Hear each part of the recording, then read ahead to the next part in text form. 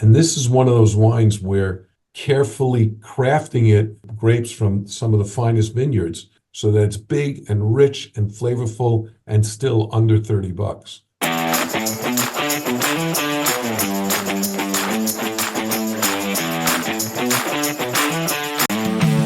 Obviously, Passover is just around the corner.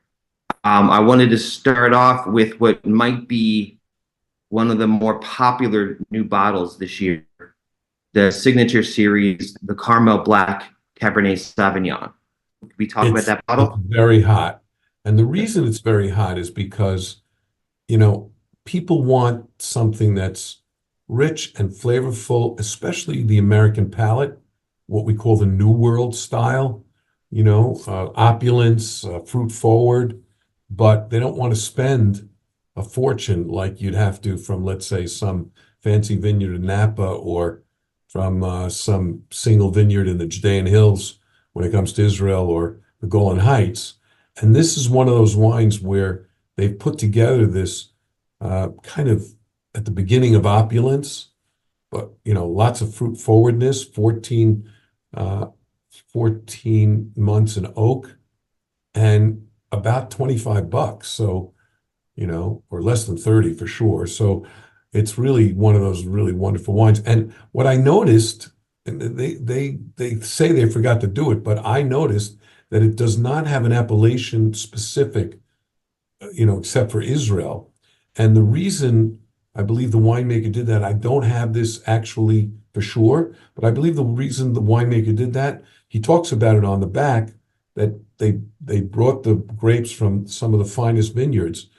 And in order to, give you the value and still that opulence, I think he chose vineyards from, the best vineyards, small amounts from different places that he was able to get maybe at the end of a run for one of their $70 bottle of wines, and put them all together, carefully crafting it so that it's big and rich and flavorful and still under $30. Caramel Black. That's that sounds amazing. Because of the opulence, whether it's Passover or not, what are some good food pairings that you'd recommend if to bring on the plate with it? Okay, so a roast would be great. On the first and second night of Passover, we don't officially roast anything because we don't want people to think that it was a sacrificial lamb that was done in Egypt, because we don't have it today yet until the reestablishment of the temple on the Temple Mount at some future time. So people cook a roast in the oven. So it's not barbecued. That's what they're talking about when they, from a historical, spiritual sense. So, but a delicious roast, maybe chicken marsala, where you have mushrooms and, caramelized onions and, so that you have a really rich flavor to go with that. I think those are the things. A lot of the Sephardic foods are like that too. And, we talked right before we started doing this interview, we talked about traditional foods. Traditional foods from where?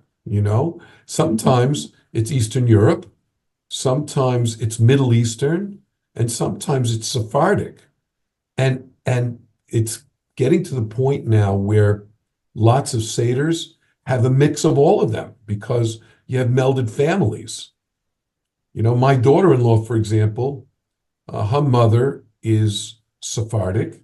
Now, her father is not, but her mother, because she runs the kitchen, has a lot of Sephardic influences on Passover at the Seder table.